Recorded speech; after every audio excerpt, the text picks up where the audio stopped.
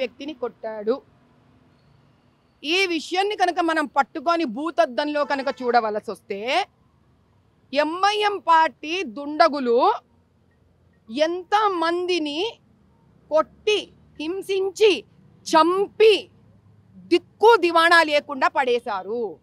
రోహిణ్యాలు వచ్చారు ఇక్కడ, 1,500,000 రోహిణ్యాలు ఉన్నారు ఇక్కడ. వాడి గురించి ఎవడికొద్దా? ఈ కొట్లాట ఎందుకు వచ్చింది, దేనికి వచ్చింది? ఒక వ్యక్తి ఇంకో వ్యక్తిని కొట్టాడంట. 3.5-4 కోట్ల తెలంగాణ ప్రజలలో హిందూ కొట్టుకుంటున్నాడు, హిందూ ముస్లిం కొట్టుకుంటున్నాడు, ముస్లిం హిందూ కొట్టుకుంటున్నాడు. ఒక్క మార్వాడి ఒక్క హిందూ, అసలు మార్వాడి అని చెప్పడం ఏంటి అంత అసహ్యంగా ఉంది?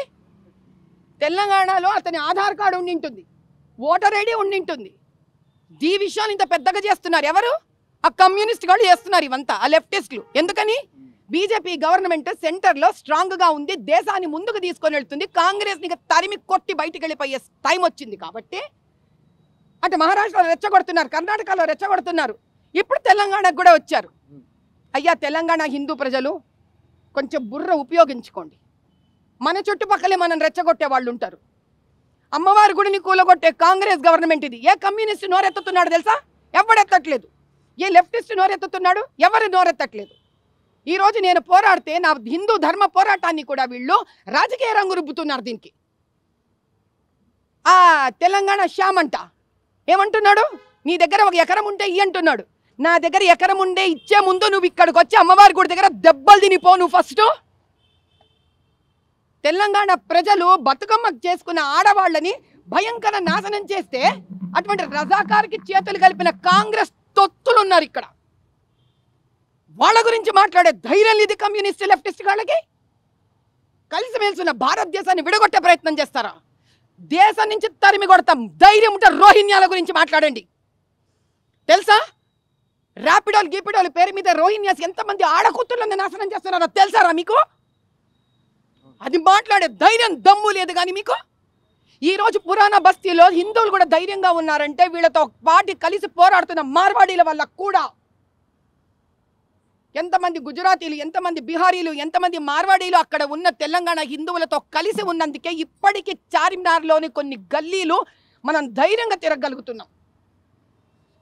ఇది తెలుసుకోవడం మీకు తెలీదా? మీకు తెలీదా ఈ నిజాలు?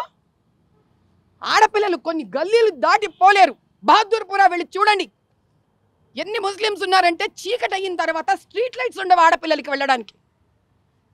ఆ గల్లీలలో తిరగకుండా ఇష్టం వచ్చినట్టు వీళ్ళు వెళ్ళిపోండి వాళ్ళు వెళ్ళిపోండి అని మాట్లాడతారు అందరు కలిసి. ఇది భారతదేశం, ఇది భరతమాత పిల్లలందరం ఇక్కడ కలిసిమెలిసి ఉండాలి, హిందూ ముస్లిం కలిసిమెలిసి ఉండాలి అని చెప్పి మోదీ గారు తపన పడుతుంటే హిందువులు కొట్టుకుంటారయ్యా? ఖబర్దార్, ఇంకెవ్వరైనా ఎప్పుడైనా ఇక్కడ నుంచి హిందువులు కొట్టుకున్నారంటే మీది మాది మనందరి సర్వనాశనం మనమే కోరుకున్నట్టు లెక్క. ఇదే కాంగ్రెస్కి కావాలి. డివైడ్ అండ్ రూల్ పాలసీ చేస్తున్నారు వాళ్ళు. తెల్లోడు చేశాడు, తెల్లోడి నుంచి అద్దెకు తెచ్చుకున్నాడు ఆయన నెహ్రూ గారు. ఆ వంశమే ఇదంతా.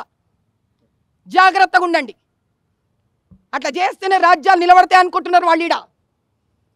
ఇంకా మనం ఎవరు విడగొట్టకూడదు. అందరం కలిసిమెలిసి ఉంటాం, ఇక్కడే ఉంటాం. తెలంగాణ తెలుగు వాళ్ళము రాజస్థాన్లో బతుకుతాం, గుజరాత్లో బతుకుతాం, వాళ్ళు ఇక్కడికి వచ్చి బతుకుతారు. That's it. జై బోలో భారత్ మాతా కీ జై.